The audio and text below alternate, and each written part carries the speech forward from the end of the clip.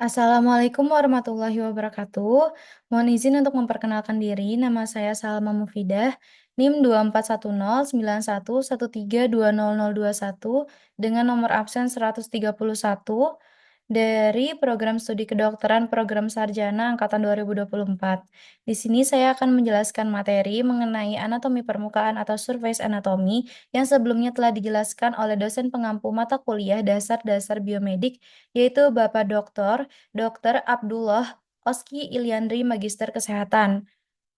Sebelum masuk ke dalam materi, pernahkah teman-teman sekalian terfikirkan mengapa seorang manusia diciptakan dengan rambut yang panjang hanya ada di kepala? Atau kita sebagai seorang manusia yang memiliki cuping telinga? Tentunya, hal tersebut memiliki alasan yang akan memudahkan kehidupan kita yang sudah semestinya kita jaga dan kita rawat. Anatomi sendiri berasal dari bahasa Latin yaitu anatemnein yang berarti memotong atau dapat diartikan sebagai seni memotong. Anatomi berasal dari dua suku kata yaitu ana dan tomi. Ana yang artinya bagian atau memisahkan dan tomi itu artinya memotong atau iris. Dapat kita simpulkan bahwa anatomi adalah ilmu yang mempelajari struktur tubuh dengan cara menguraikan struktur tubuh menjadi bagian yang lebih kecil sampai ke bagian yang paling kecil. Adapun anatomi sendiri secara strukturnya dapat dilihat secara makroskopik dan mikroskopik. Sedangkan anatomi permukaan sendiri adalah sebuah studi yang mempelajari struktur anatomi yang dapat dilihat atau diraba dari permukaan tubuh. Tujuannya untuk memahami letak struktur dalam tubuh seorang manusia yang dapat membantu dalam peningkatan akurasi diagnosis dan keterampilan klinis. Selanjutnya ada istilah-istilah dasar dalam anatomi. Yang pertama ada arah dalam anatomi. Yang pertama itu ada kranial atau superior. Ini sama aja.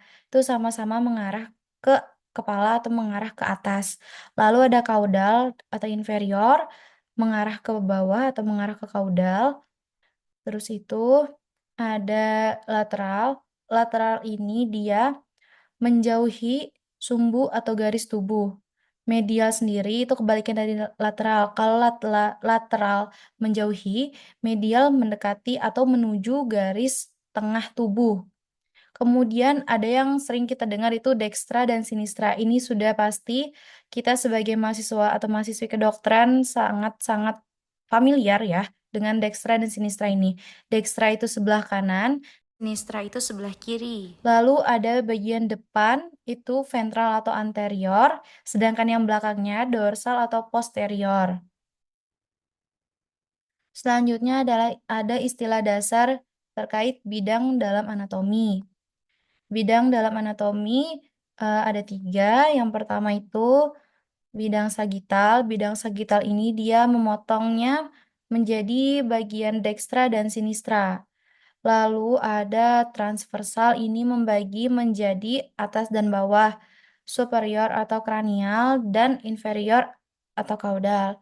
Lalu yang terakhir dari bidang pada anatomi itu ada frontal, yang dimana frontal ini dia membagi menjadi depan dan belakang. Jadi ventral atau anterior dan dorsal atau posterior.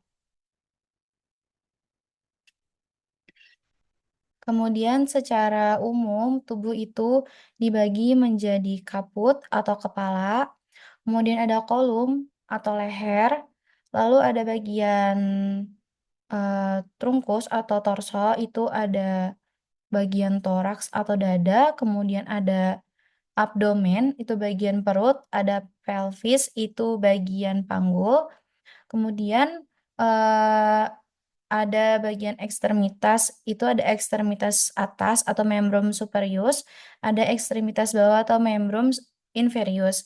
Untuk membrum superius atau ekstremitas atas itu ada yang namanya brachium. Brachium itu eh, lengan atas, lalu antebrachium itu lengan bawah, dan manus itu adalah tangan. Lalu untuk membrum inferius atau ekstremitas bawah itu ada femur. Femur itu tungkai atas atau paha. Lalu ada crus, itu tungkai bawah atau kita kenal dengan bagian betis. Lalu ada pes itu kaki. Lalu untuk, tadi kan di bagian depan atau anterior, dilihat secara anterior untuk di bagian sebelah kiri. Lalu untuk yang sebelah kanan, itu yang bagian punggung atau dorsum, itu dilihat secara posterior. Nah, untuk bagian kaput sendiri itu ada yang namanya rambut di atas kepala kita. Rambut ini adalah sel berserabut yang terbuat dari keratin yang mengalami penandukan. Adapun fungsi rambut ini di kepala itu untuk mengatur suhu tubuh dan melindungi dari paparan sinar matahari, serta juga melindungi kita kalau semisal kita itu terjatuh dan kita cedera, itu dapat mengurangi tingkat cederanya. Lalu rambut sendiri itu tidak hanya di kepala, tapi, untuk rambut sendiri ada di bagian alis, lalu ada di bagian kumis untuk laki-laki, lalu di bagian sebelah sini, di bagian dagu itu ada namanya jenggot, itu juga termasuk dari rambut yang ada di tubuh. Kemudian, ada di bagian ketiak, itu juga termasuk rambut. Lalu di bagian area kemaluan juga termasuk dari rambut. Nah, untuk rambut sendiri itu tuh, memiliki fungsinya tergantung di mana dia letaknya. Lalu, untuk bagian nasal, ini nasal atau hidung itu sama dengan auris, dia sama-sama memiliki yang namanya tulang rawan. Adapun, eee, hidung sendiri itu dia berbentuk segitiga, bisa dilihat seperti ini. Nah, berbentuk segitiga yang di mana itu disebabkan dari kombinasi tulang hidung, tulang hidung dan tulang rawan di bagian bawah. Adapun tulang hidung sendiri itu berfungsi sebagai penopang dasar yang kuat di atas hidung. Lalu, untuk tulang rawan sendiri di bagian hidung itu berfungsi untuk memberikan bentuk dan fleksibilitas. Dan di hidung sendiri terdapat yang namanya lubang hidung, yang di mana lubang hidung ini dia menghadap ke arah bawah yang berfungsi untuk mencegah kotoran, air, dan partikel lain masuk ke dalam saluran hidung, serta membantu menyaring udara sebelum mencapai ke dalam paru-paru. Nah, di dalam lubang hidung ini terdapat yang namanya rambut hidung, yang di mana rambut hidung sendiri itu berfungsi sebagai penyaring udara kasar untuk menghentikan partikel asing yang memasuki rongga hidung, serta membantu untuk menjaga kelembapan. Kemudian ada yang namanya tadi auris. Nih bagian sini, bagian telinga. Auris sendiri itu bagian telinga yang di mana fungsi telinga sendiri yang seperti kita tahu itu untuk menangkap dan mengarahkan suara menuju saluran telinga yang kemudian diteruskan ke telinga bagian dalam untuk diproses sebagai sinyal pendengaran. Dan di manusia sendiri itu memiliki cuping telinga bagian bawah sini, yang di mana bagian bawah sini itu terasa lembut jika dipegang, yang di mana itu berfungsi untuk menjaga keseimbangan dan aliran darah karena mengandung banyak pembuluh darah. Lalu bagian sini namanya itu kolum atau leher. Nah, ini tadi yang kita bahas bagian nasal dan auris.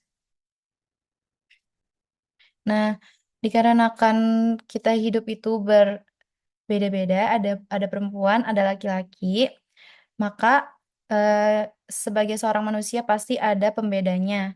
Untuk pembeda seks yang bisa kita lihat secara wajah atau struktur wajah itu, kalau di pria itu dia tumbuh brewok, ini yang ini. Nah, lalu ada tumbuh kumis dan jenggot. Lalu bentuk dagunya itu dia lebih persegi daripada wanita, lebih lebar dan lebih menonjol. Terus itu bentuk rahangnya itu lebih lebar kalau dapat kita lihat, ini agak beda angle tapi nggak apa-apa. Nah ini lebih lebar dia bentuknya, dan dia untuk rahangnya sendiri lebih tegas, lebih jelas. Lalu untuk alisnya biasanya lebih tebal dan tulang dahinya itu lebih menonjol daripada wanita. Terus juga untuk bentuk wajahnya sendiri itu biasanya cenderung lebih persegi atau kotak. Sedangkan di wanita itu dia tidak tumbuh kumis ataupun jenggot. Sebenarnya ada juga wanita yang tumbuh kumis, cuman itu tipis kumisnya biasanya. Lalu bentuk dagunya seringkali lebih bulat, bisa dilihat dari sini, ini lebih bulat daripada yang foto di sebelahnya.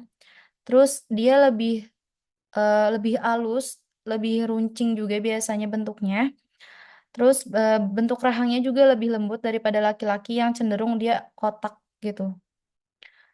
Terus itu alisnya cenderung lebih tipis dan tulang dahinya tidak terlalu menonjol atau dahinya itu lebih tampak rata daripada laki-laki.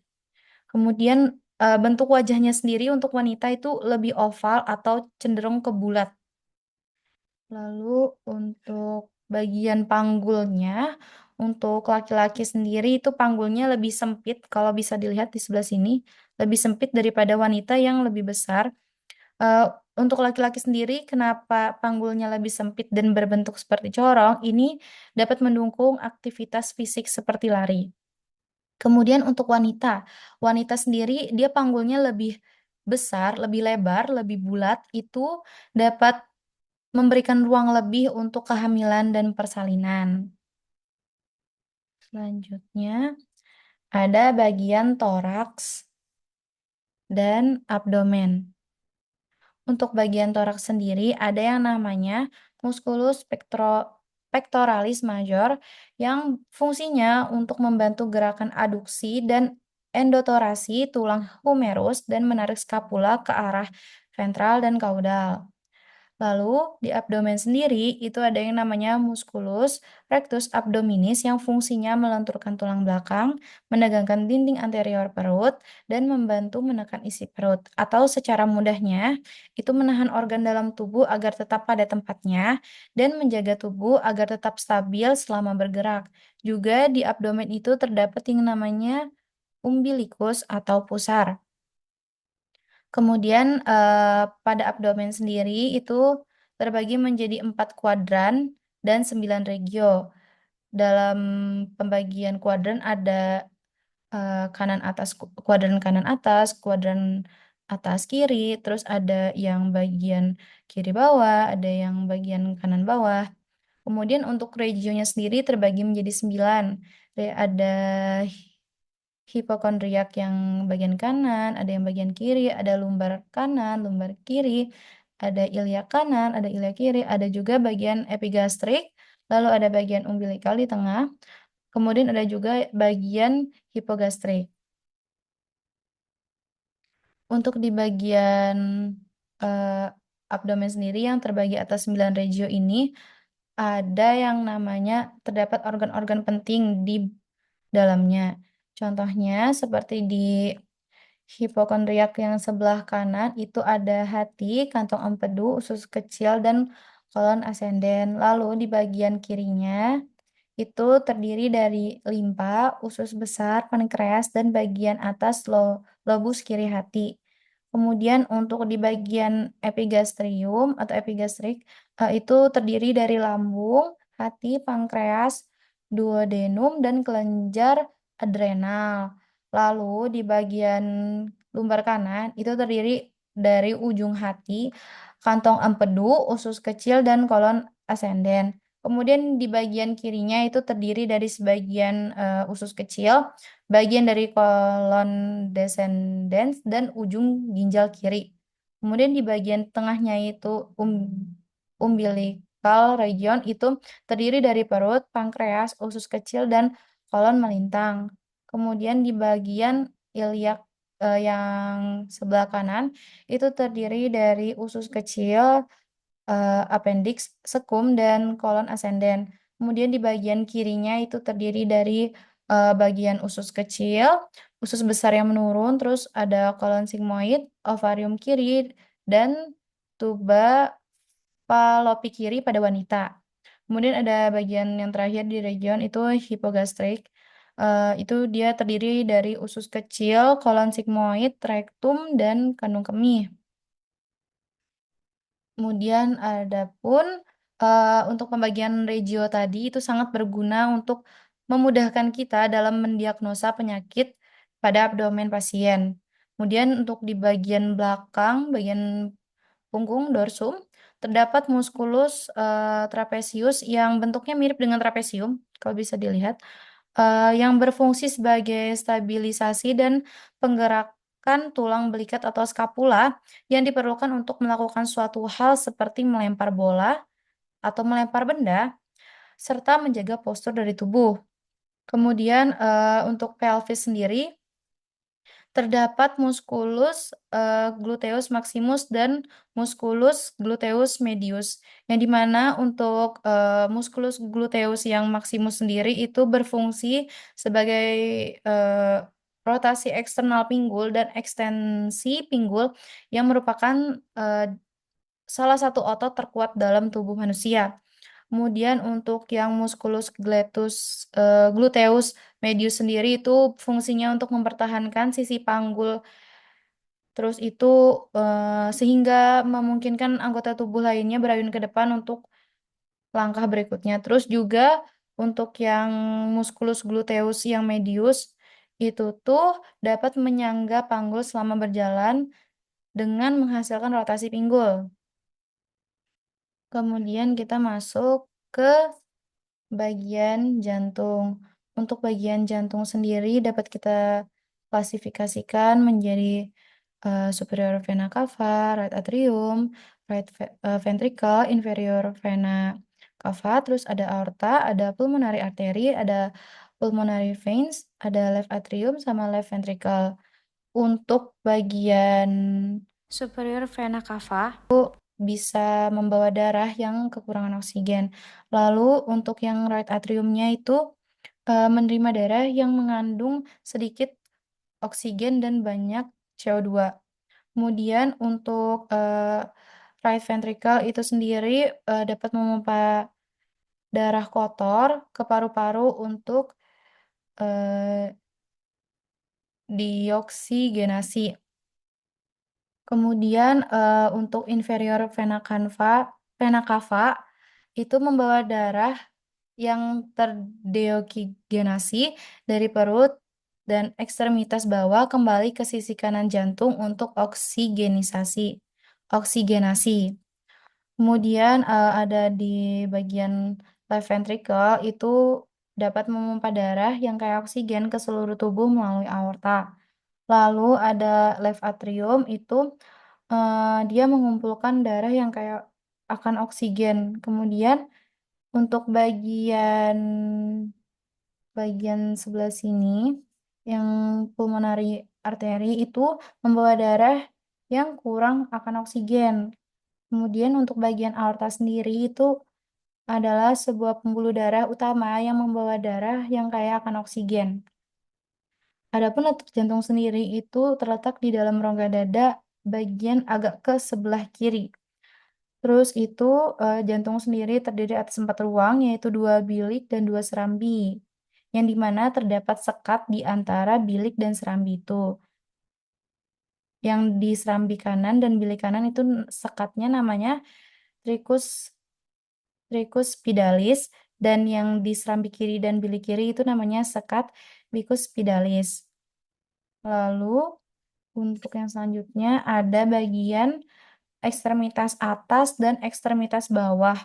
Ekstremitas atas itu terdapat musculus bicep brachii dan musculus tricep brachii, yang di mana untuk musculus bicep brachii sendiri itu adalah otot lengan yang berkepala dua.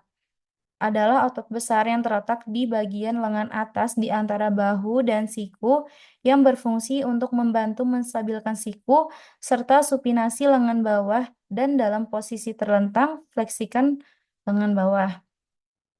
Lalu untuk, musculus tricep brachii sendiri adalah otot besar dan tebal di bagian punggung lengan atas yang fungsinya untuk meluruskan lengan bawah pada siku. Kemudian untuk bagian ada brachium, antebrachium, dan manus. Sedangkan di ekstremitas bawah itu ada femur, rus, dan pes. Yang di mana di ekstremitas bawah itu dia memiliki patella atau tempurung lutut yang berfungsi untuk melindungi dan membungkus sendi dari lutut itu sendiri. Lalu untuk pembahasan yang terakhir itu ada namanya perineum atau lapisan kulit tipis antara kelamin dan anus. Di dalam tubuh, perineum sendiri itu terdiri dari jaringan yang membentuk bagian bawah rongga panggul. Untuk pria sendiri, perineum itu dibatasi oleh skrotum dan anus, sedangkan pada wanita itu dia dibatasi oleh lubang vagina dan anus. Pada wanita sendiri, perineum itu berfungsi sebagai penyokong panggul, membantu proses persalinan, dan membantu kita dalam pembuangan hajat. Baik, sekian yang bisa saya sampaikan akan materi anatomi permukaan. Semoga menjadi manfaat bagi yang mendengarkannya atau menontonnya. Sekian dari saya. Wassalamualaikum warahmatullahi wabarakatuh. Terima kasih.